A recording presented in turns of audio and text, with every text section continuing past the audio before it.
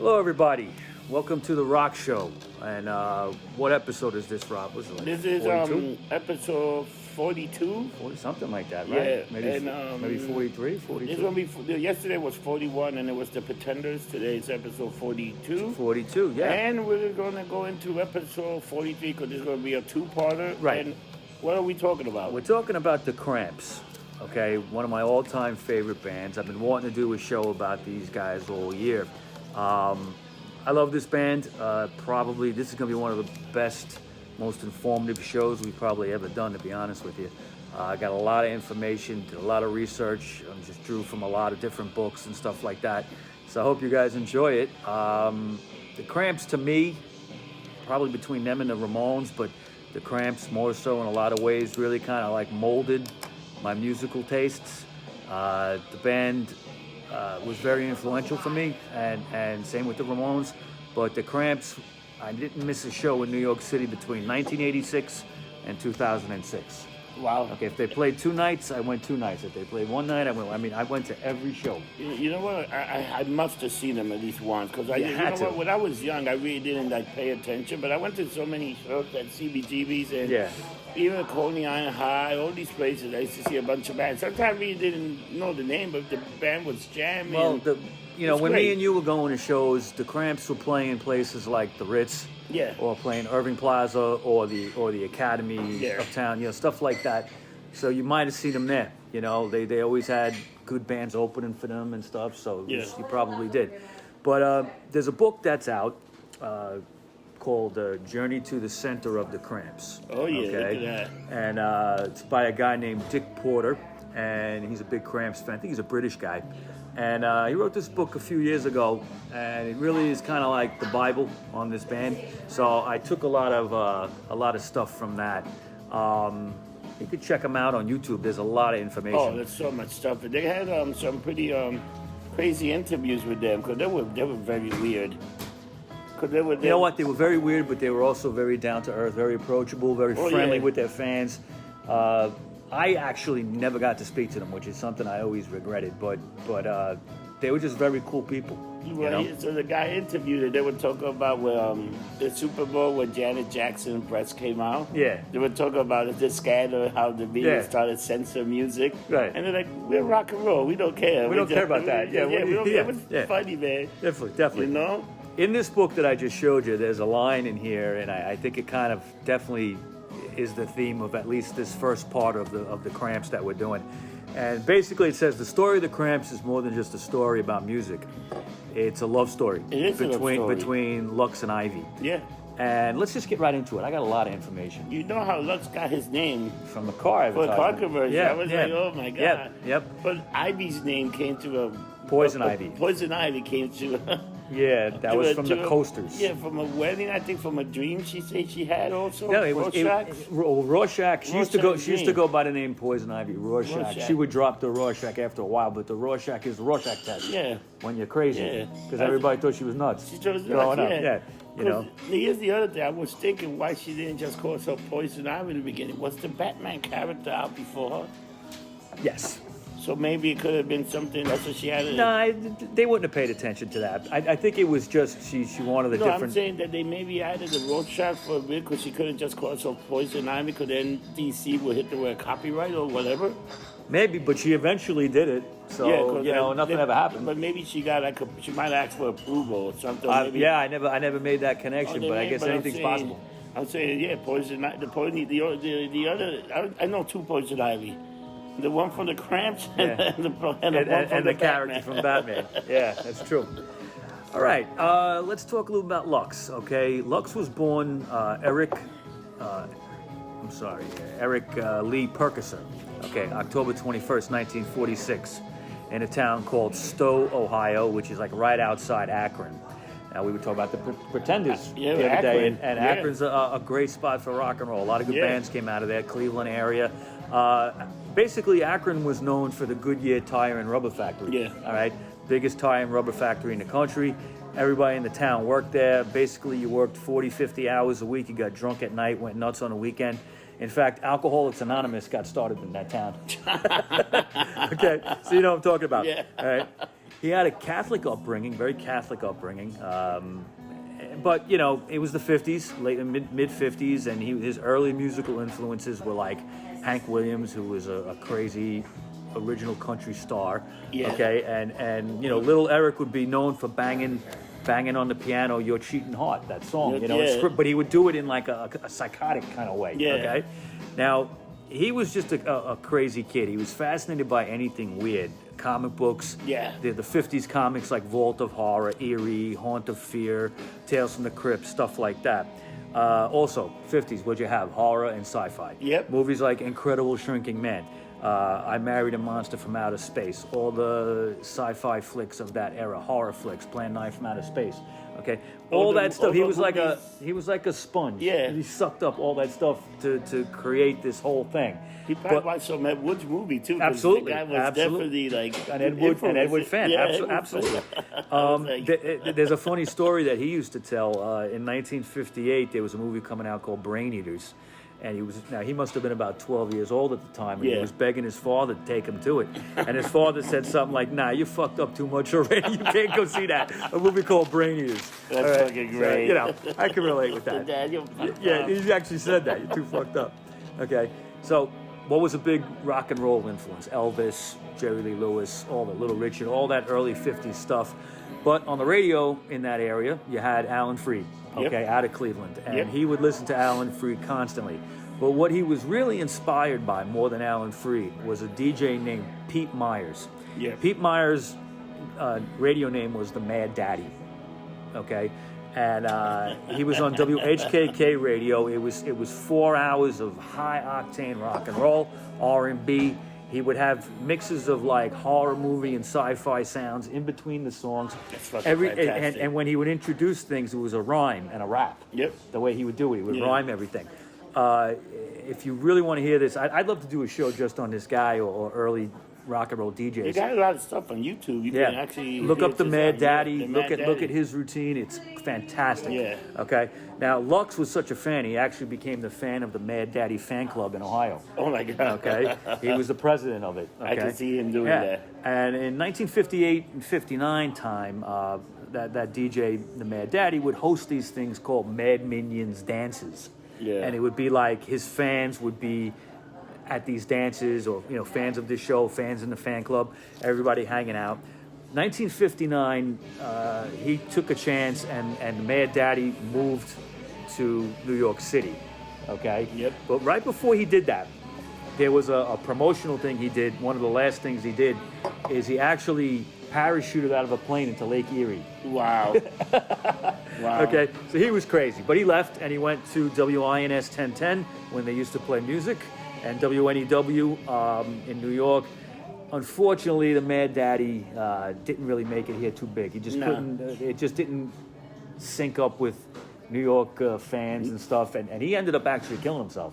Damn. He killed in 1968. Yeah. But he was a different kind. You know what? I could see his style not really going in New York. They probably told him this is what you got to play. Yeah. And this and that. I don't think he was like. Yeah, there is a book about him which I have on my radar to get.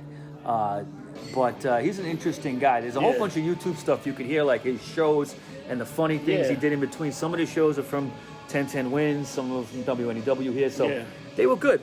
You want to hear something funny? Like even Howard Stern had a hard time in the beginning. Sure he did. Like, It's not easy. It's not easy breaking in here. The market is tough. But imagine what the hell are DJs today? What do they do? There's no DJs anymore anyway. I mean, that's all done. The eras of Wolfman Jack and stuff like that, that's all over with. Yeah, you know what? That's a great idea. We should I'm thinking I want to do a show maybe on Alan Freed, the Mad Daddy, and Wolfman Jack. Yep. Do like a 2-part or 1-part with all three of them there. But Lux, who was still going by the name Eric at that point, was very influenced also by his older brother. Okay, he was lucky enough to have a cool older brother that named Ron. That was his life was motorcycles and Marlon Brando. Oh shit! This shit's not recording. We'll do it here and I'll send it over. Okay. His thing was Marlon Brando and motorcycles. His older brother Ron, when he saw the Wild One, immediately the next day went out and bought a motorcycle. Wow. Okay. And he would have his friends come over, little Eric be hanging out, and his friends would be upstairs playing poker and stuff like that, smoking cigarettes, listening to music. His brother used to put albums all over the walls, and he was very influenced by his older brother. Lux kind of sucked it all in, to make this character out of himself. But after the Mad Daddy went to New York, there was another character that he became obsessed with.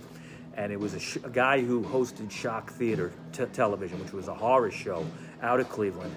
A guy named Ernie Anderson, also known as Ghoulardi. Yep. Okay. Now, Ghoulardi used to use similar things that the Mad Daddy did. He would use rock and roll snippets and stuff in between his talking and with the movies. And he had a similar rap and rhyme when introducing everything. Ghoulardi was like so popular that if it was must-see TV for everybody. So everybody on, I think it was Friday nights, were home. It would actually affect the crime rate. Yeah, it would go down because everybody be home watching the show.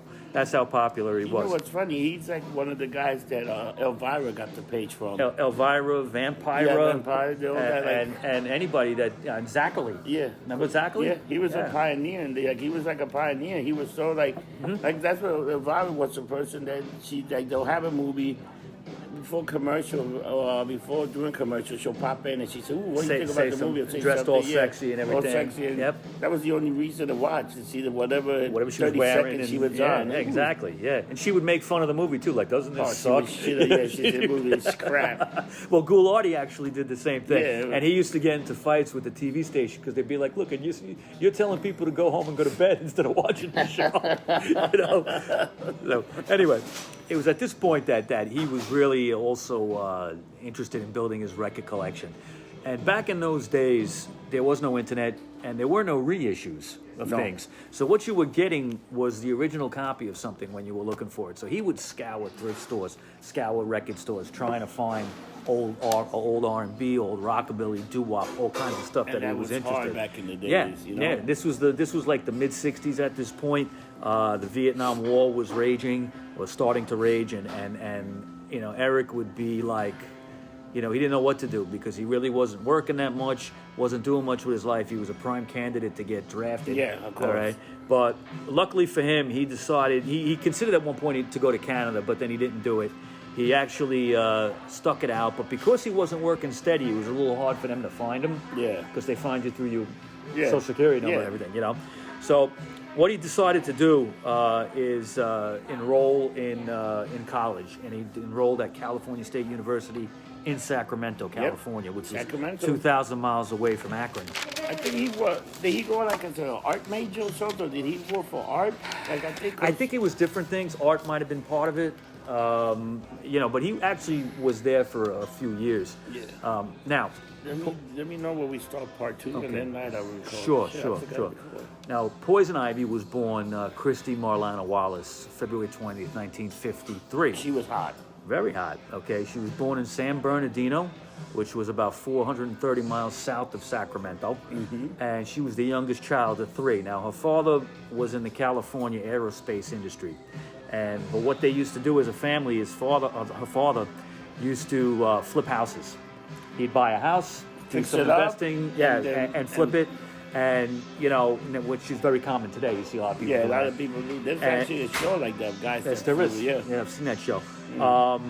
And basically, this would keep the family on the move all the time. She actually moved 9 times in her school years, okay, between 1st grade and 12th grade. But it was all in California, right? All within California, but still, that's tough on a kid. Yeah. And when you don't have roots, I moved a lot as a kid. So I moved about 5 times, 6 times as a kid. So like you it's hard to like make friends because you're not staying, and that kind of like changes your outlook on things. Yeah. Now it's funny, like me in my life, like in my childhood, like my parents moved twice. And one was from the 2nd floor to the 3rd floor in the same building. That was moving. Yeah, but when you're starting school over again, especially like in the middle of the year or something, it's very, for a kid, it's very crazy. Yeah, it is very crazy. I went through that a few times. But she was very interested in rock and roll right off the bat. Elvis was a big fan, but what she really liked were the novelty records of the 50s and early 60s. Songs like Martian Hop by the Randells, Witch Doctor by David Seville, and The Flying Purple People Eater by Sheb Wooley. That's a great song. Yeah, and she would buy these 45s and sing along and enjoy it, you know. Her mother was an amateur singer and was very encourageable with what she was doing. She encouraged the young Christy to continue down this musical path. She taught herself guitar as a teenager. She was playing along with surf records like Pipeline by the Shantays. Yeah. You know, primitive kind of stuff like that. But now, you can also see that's the influence in the music absolutely. too. All that stuff, because the music. The Cramps are like a stew of everything, you know? Cramps, yeah, because when you look, some people say rock, you can see the rockabilly, you can see the rock and roll. You can even see a little goth thing there. I hate to say it, but what? Like goth. Oh, goth? Yeah. Well, like, I mean, definitely. Like they were the kind of band that, holy shit, they had a horror guys, vibe. They had a total horror vibe. Yeah. They were I think they might have influenced a lot of people, man. Very many people. But as a teen, Christy, before she was known as Poison Ivy, she kind of discovered makeup like all girls do, but she would take it to another level. You know, she would wear heavy eye makeup. It was considered slutty at the time. She used to get hassled for the way she dressed, the way she had like red curly hair. People thought she was a bad girl. She smoked cigarettes, and that would, get her expelled from school like 2 times. Yeah. Okay. Imagine that's what you guys feel for smoking. I remember kids getting expelled for smoking, because you'd get caught smoking in the school like 3-4 times. They throw you out of school. You know, that's what used to happen. I think that's very funny. It is. She was a big, huge Link Ray fan. Dwayne Eddy, twanging guitar. She liked these guys more than she liked Chuck Berry. She liked Chuck Berry, but she felt these guys were way more interesting. One other person she loved was Bo Diddley. Okay, and Bo Diddley, she was listening to constantly. She finally got to see him one time and was blown away by the Duchess. The Duchess was a female guitar player that Bo had with him, and sometimes it would be actually different women that were involved. But whoever it was, they always looked the same. They always wore like gold lame dresses, high heels, and you could see, like, if you look at old pictures of any Duchess that Bo had, they all will look like Poison Ivy did later on. Yeah. Maybe a little more dressed. Poison Ivy will be a little more naked, but it didn't matter. You could see that influence. Yeah, you could totally see it. Now, she would graduate high school in 1971 by the skin of her teeth, basically. One thing she was doing constantly was acid. Okay, she was tripping balls, big LSD fan, experimented with it a lot. She would enroll at that point at Sacramento State, where Lux was, where she would eventually meet him. But she started going by the name Poison Ivy around that time, Poison Ivy Rorschach. And she says that the Poison Ivy was named after the Coasters song, which was also done by like the Stones and a lot of other people. Eric, who was at Sacramento, was actually going by the name Vip Vop.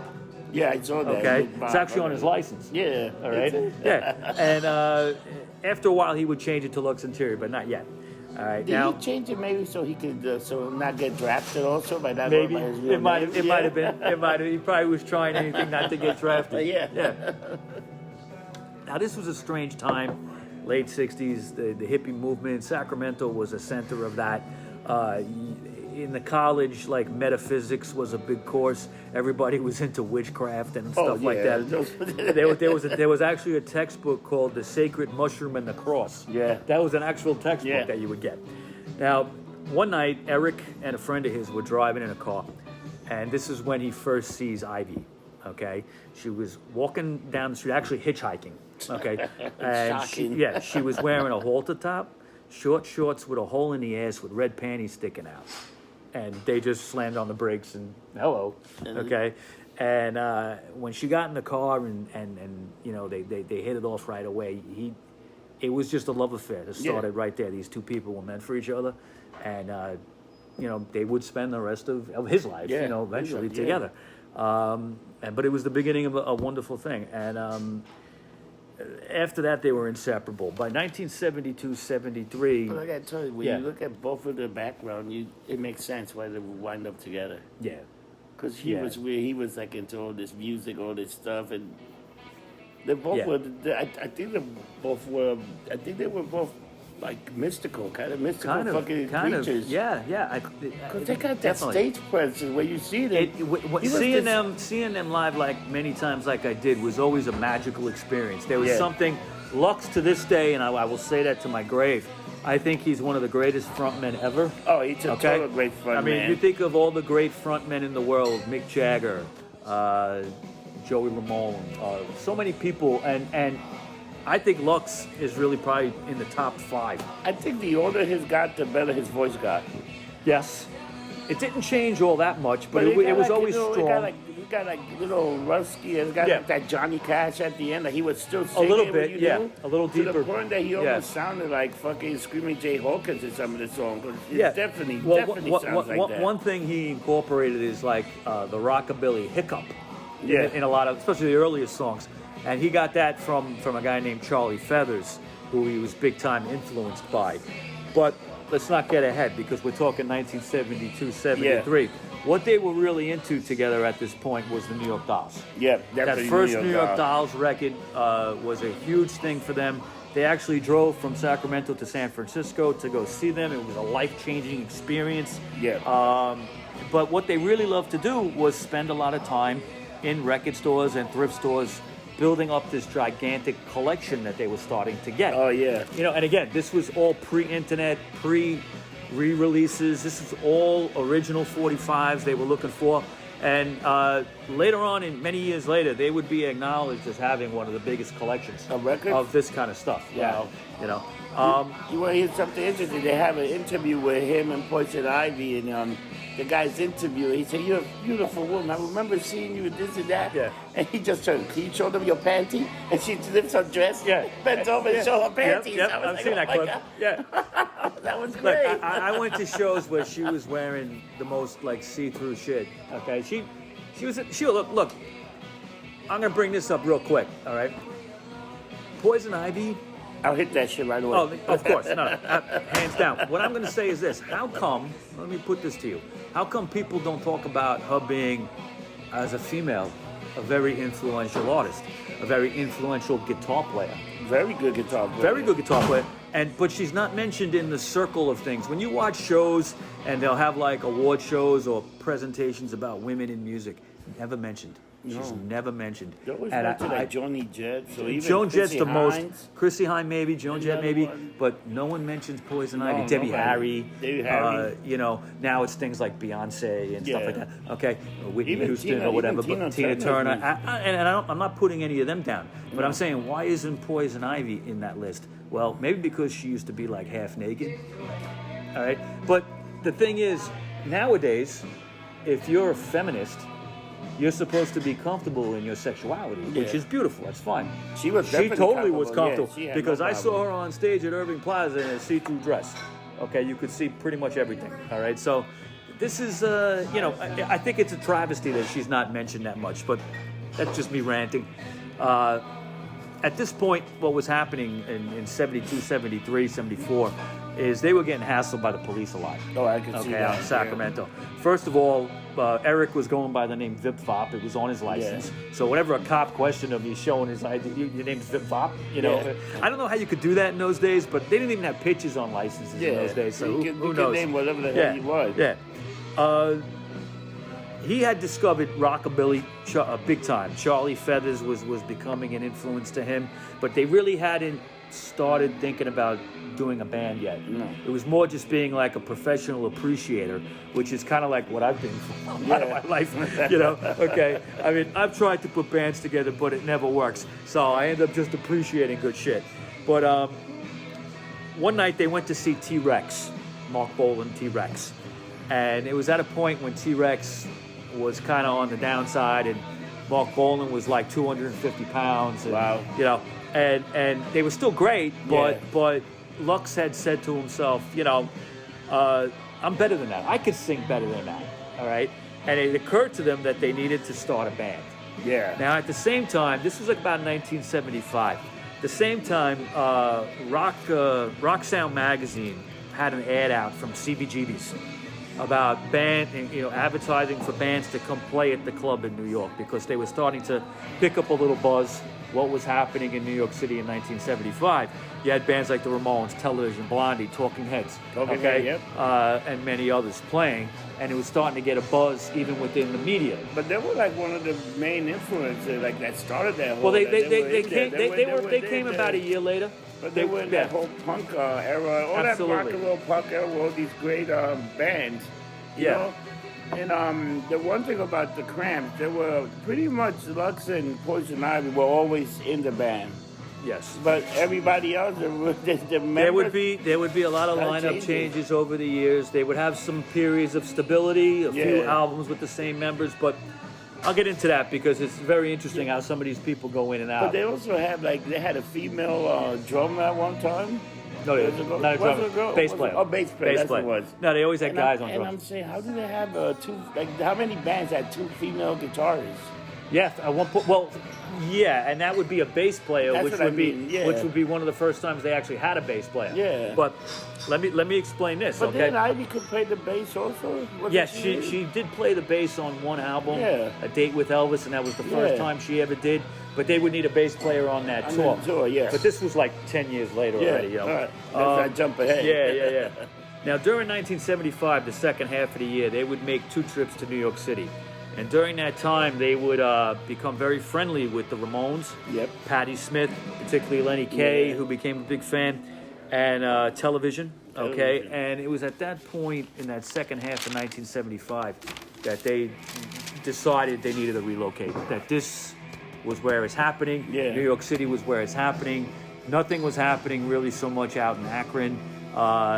His parents were there. It was an awkward situation. So he went from San Diego and then he moved to Akron, Ohio for a little bit. He moved there for a little bit. I think they basically knew they were heading east, but they made that stop off. You know. Did they start playing in Ohio? Were they already doing it? No, they were just doing their collecting and hanging out and getting high and all that shit. All right. You know, I think they had little bullshit jobs, but it really wasn't going anywhere. They were probably saving money to come to New York or whatever the hell. Mm-hmm. So by this time, late 75, they were using the names we know. Poison Ivy and Lux Interior. And Lux got it from a car ad.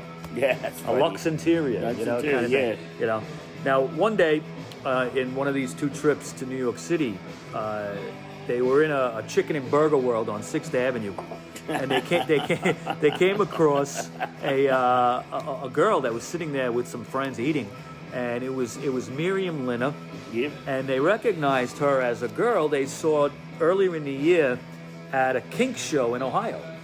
But this was in New York City. Yeah. So Lux went over to her and started talking to her and said, I saw you at the kink show. Yeah. Distinctive look and whatever.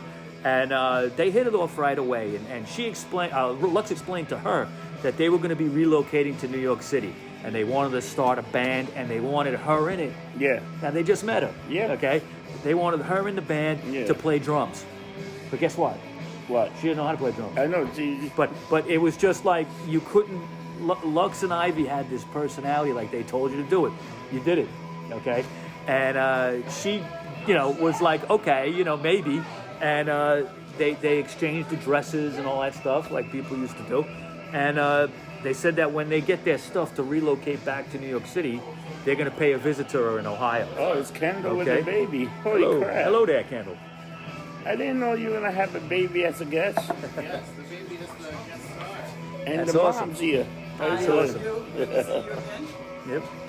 So when they did that, when they went back to Ohio to get their things, they stopped in to see her, and they told her, you got to come out to New York, but she wouldn't come. No. Okay, she was scared or whatever. She was only like 19 years old or something at the time. She's not okay, really, so she rejected them. So Lux and Ivy moved to New York City, and they moved into a shoebox apartment on East 73rd Street. Okay, and those are shoeboxes. It was just them and their record collection. All right. One day, Lux is walking down Lexington Avenue near 85th Street, and there's a store there back in the day called Musical Maze. It was a record store. Yeah. And he ended up striking a conversation with the owner, and the owner was impressed with his musical knowledge. Yeah. So he hired him on the spot. Okay. So he started working there at that store, and Ivy at the time was working as a cocktail waitress somewhere, and that was where Lux would meet Greg Beckersley.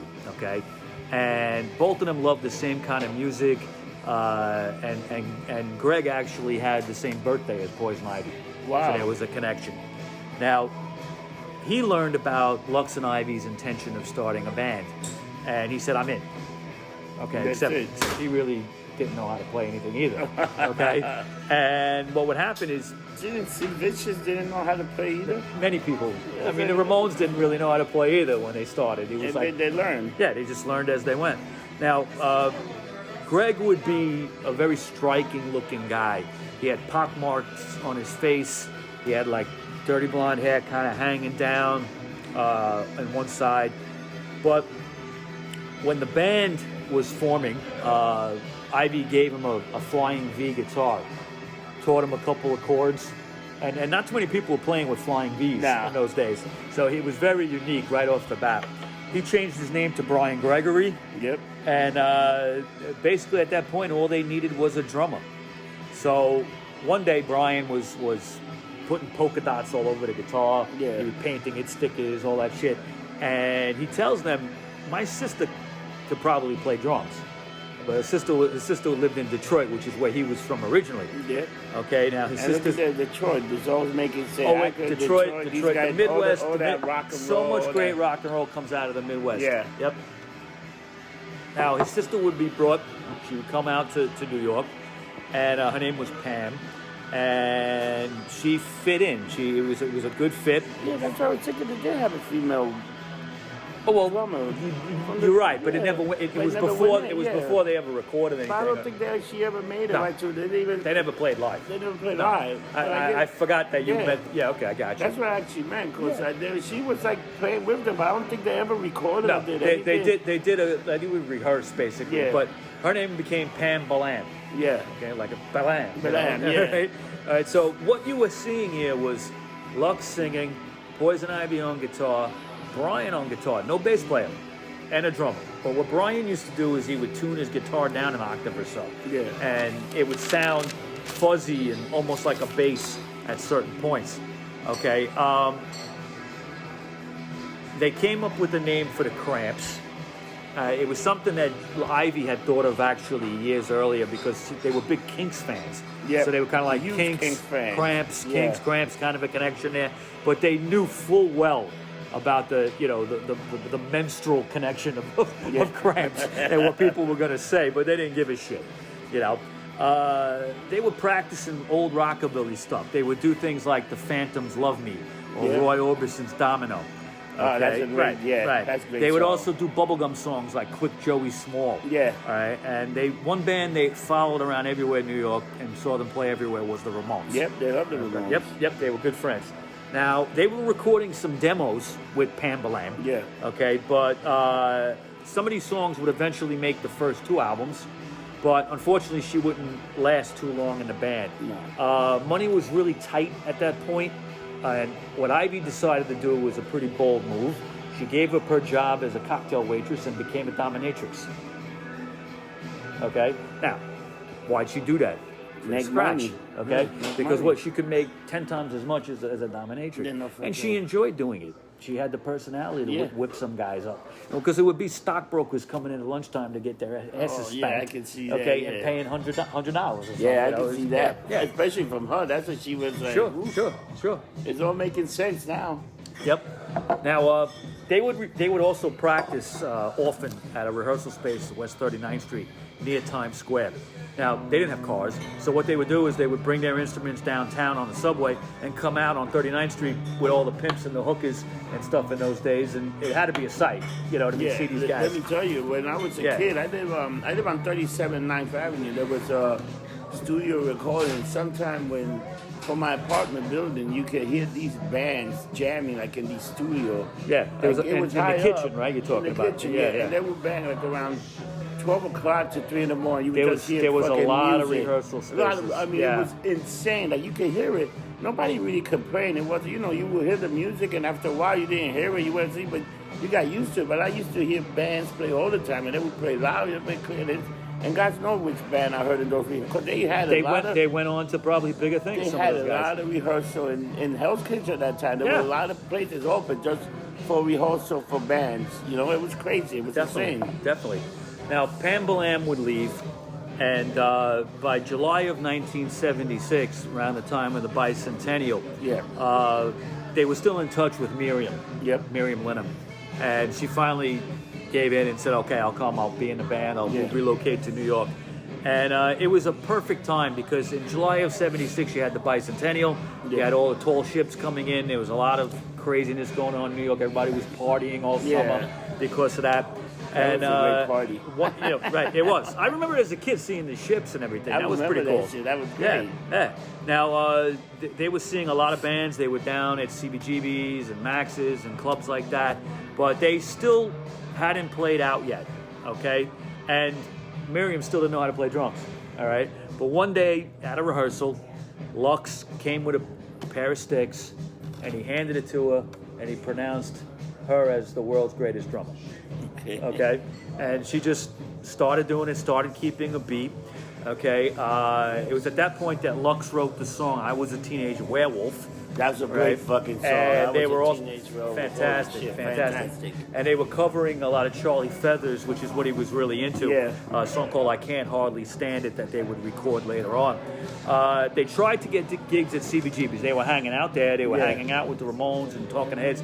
They were like, we should be able to play. The only problem is fucking Hilly didn't want to do anything. Didn't want to help him. Okay. Finally, he relented, and he gave him a Monday night audition night, which Mondays for the history of CBGB's was an audition night. You'd have the one headliner act, but everybody else opening for them would be starting out, be their first gig or something like that. I used to go Monday nights a lot because it was usually cheap. You know, it might have been like a $5 cover or something. Maybe like at that. the most. It might have been $2. It might have been $2, $4, $4 or $5. But you would sometimes see a band that you know 2-3 years later would have a record contract on the radio. And they would start early. They would start around 6:30. You had band and then 7 o'clock. You start around 7. I think probably end like at 11 o'clock or whatever, and then they just stay open like for like a kind of club, drinking and stuff like that. Yeah. Now they ended up opening for the Dead Boys November 1st, 1976. Now they had a good show. You know, they seemed to. You know, it went off without a hiccup, okay? Except Hilly just didn't like them. There was just something about between Hilly and the Cramps at the beginning. He thought they sucked, okay? So they probably did suck. Well, I've heard some of the early shit there. It's really. You know what? Let's say he said that I guess they took out an album with some of those recordings for those. He said, you can see how bad we were to how good we are now. He pretty much How to Make a Monster collection, the 2 CD collection, is all that early stuff. And some live and some demos. And you can hear it. I wouldn't say it sucks. It's just kind of like them not quite where they were yet. No, but that's what he described. He said, you can see how bad we really were. Then you see how good we got. Good we got later, of course. He said later on, we were really like kicking ass. But one thing, as much as Hilly Crystal didn't like them at CBGB's, Peter Crowley at Max's loved them. Loved them. Okay? Loved them. Loved them. November 21st, 1976, okay, they would open for the band Suicide at Max's, Kansas City. Max's, Kentucky City. Max's, Kansas City, okay? And the show went off fantastically, okay? People loved them off the bat. Bands like Blondie, Mink DeVille, okay, would play with the Cramps at Max's many times. Wayne County, who was the original transgender rock star, okay, was the DJ at Max's, and he loved them, okay? He would promote them all the time. They were sloppy. Miriam couldn't keep a beat, but Ivy picking away on her guitar, and Brian Gregory with that flying V, and Lux's stage antics, it was just something to see. His stage antics are fantastic, man. Yeah, I mean, I wish I was old enough to see them in a small club. Yep. You know, when I saw them, they were playing the Cramps were playing the Ritz and Irving Plaza, but to see them like at the Mug Club or CB's or somewhere like that must have been amazing. By March of 70, remember the Mug Club? Yeah. March. Wow. Yeah, that was Johnny Thunders used to play there all the time too. If you ever hear the Stations of the Cross live album, that's all recorded there. Oh yeah? Yeah. Wow. Yeah. March of 77, after being so successful at Max's, Hilly finally gave him a date to play again at CB's. Okay. And it would begin opening for the Dead Boys, but this was not an audition night. They actually opened for the Ramones too in April, and they were starting to build up steam. CB's fans were taking to them, some of them. Okay, it was kind of an interesting dynamic with them. Today, like you got the fucking Cramps and the fucking Ramones in one. I mean, that's a dream, man. That's like a dream. Even if I saw the Cramps and Ramones in the same place at the same time, that'd be amazing. But think about that. They were just like, oh, we're gonna do. That's like, holy shit! What the fuck, man? The Ramones and the Cramps. That's incredible. Now, first mention in the press of the Cramps was Cream magazine. That year, when they said that they sounded like the kind of music that cockroaches would make at 4 o'clock in the morning. I think that's a good review, actually. Okay, but the never a bad review. No such thing as bad press. But the New York Rocker, which was a little elitist at the time, said that they were sterile and calculating, whatever. Okay, Lux and Ivy didn't give a fuck about all that. They weren't into the whole like cliquey New York City club scene that was kind of going on. There was kind of a competition between Max's and CBGB's. They didn't get involved with any of that. Nah. So most bands that play at CBGB's who play at Max's also, so it was like. Well, not so much. I mean, there were bands that played both. Yeah. But there was some bands that were exclusive to one or the other. Of course. And Hilly was kind of like pushing that. Yeah. Okay. Like you're either one or the other. Yeah. You make money for me, or that's it. You know. Yeah. Now, Punk Magazine didn't even mention the Cramps at first. Okay, even though they actually played a benefit for them one time, there was no mention in their magazine. Now, they didn't quite fit in with the punk scene, like I'm saying. Critics didn't take them that seriously, but they started having a following. All right, and they didn't have a following. They had like a cult following. Well, eventually it was a cult following, but early on it was kind of like, come see this crazy band, you know, and that people would go out. Because you want to hear something crazy. They really didn't get their own website until really late in the game.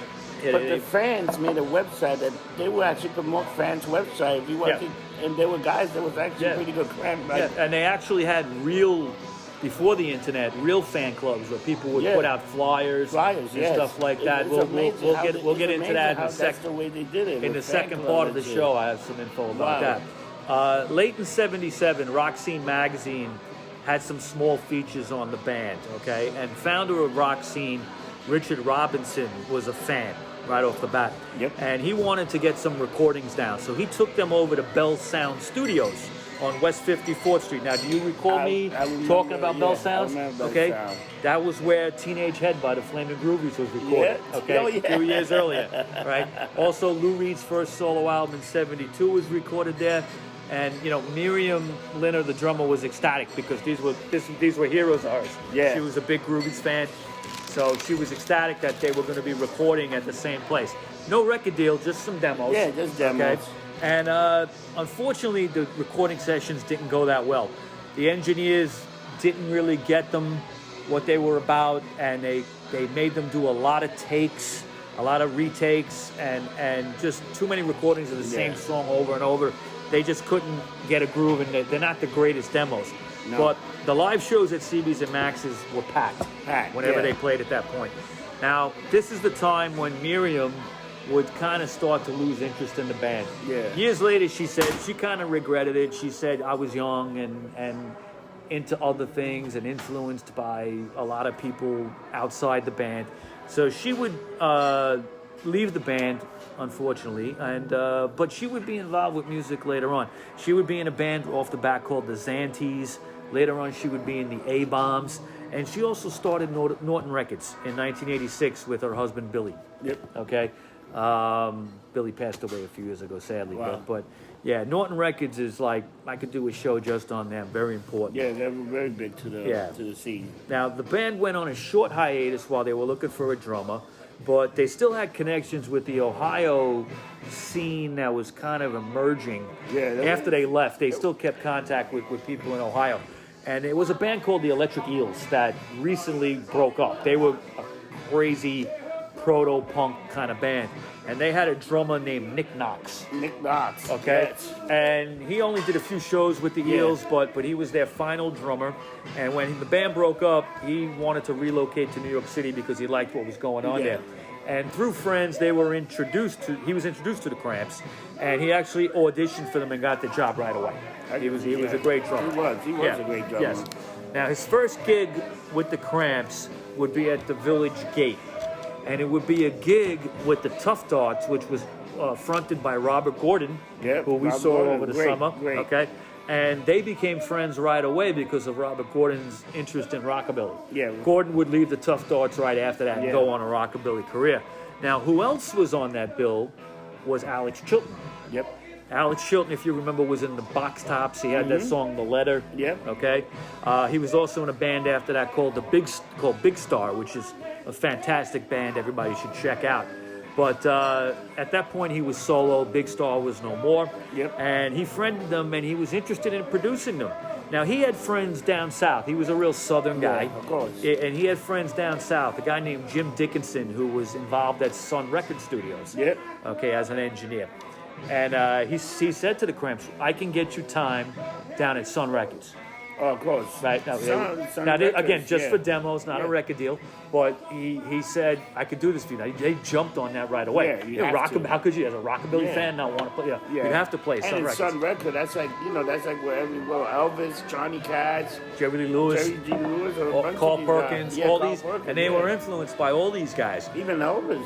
Elvis, yeah. Now there's, in this book here, Journey to the Center of the Cramps, there's a nice little story about Elvis, how he basically was known as like the drug dealer. Okay, I've mentioned this before, but it talks about how he was just a well-dressed white dude, good-looking guy. He used to dress like what they thought was a pimp. Okay, and and he had speed, and he had pills, Benzedrine, and everything for everybody to get fucking high on, so they could go all night and practice on the shit. And that's what it was about. That's amazing. And that's how Elvis got started. They say that in the book. Yeah, they talk about it a little bit. Great. Yeah. And at the recording, they went down there. They started doing some recording, and one day Sam Phillips shows up. Sam Phillips was the guy who started it all down there. Okay. And he talked with them a little bit, but at that point, he wasn't involved so much anymore. They would record Ricky Nelson's Lonesome Town. They do a haunting version of that. That's a fucking a song called The Mad Daddy, which was his Lux's tribute to Pete Myers, the DJ. Yep. Okay, and all these were demos that they were doing, but still, no record deal. No record deal. They went back after that to play CBGB's and Max's and the occasional trip out of town. Yeah. Now, Lux was honing his craft as a fantastic frontman. Great. The guy would smash himself in the head with a microphone, all kinds of shit. Okay. I think the guy like a guitar or a drum that he smashed over his head in the Rock and Roll Hall of Fame, Yeah. in Ohio. It's just like a sample of the stuff that he would do, which is like fucking funny, man. Yep. So we're gonna end the part one real soon, but I'm gonna talk right now. June 1978, they would get a gig with a band called the Screamers. Okay. Screamers. Right, and Another good band. They were talking with them after the show, and the Screamers mentioned that they played a mental asylum. Okay, right, okay, yeah, all right. So they actually played Camarillo State Mental Hospital near Los Angeles. Yeah, they actually. And Lux was like, that would be a great idea. We're going to do that too. Yeah. So they ended up, through connections, they hooked up with Napa State Mental Facility in California. And it's one of the craziest gigs. You can see this on, there's a DVD released of it, The Cramps at Napa State. Wow. I think it's on YouTube. Basically, you had them playing, probably in a cafeteria or some shit. I don't know what it was. But they're playing it. There's no stage. You're just on the ground. All the crazies are just walking around in hospital gowns. Some of them are like licking the walls. Okay, It's fantastic. Okay, I mean, insane.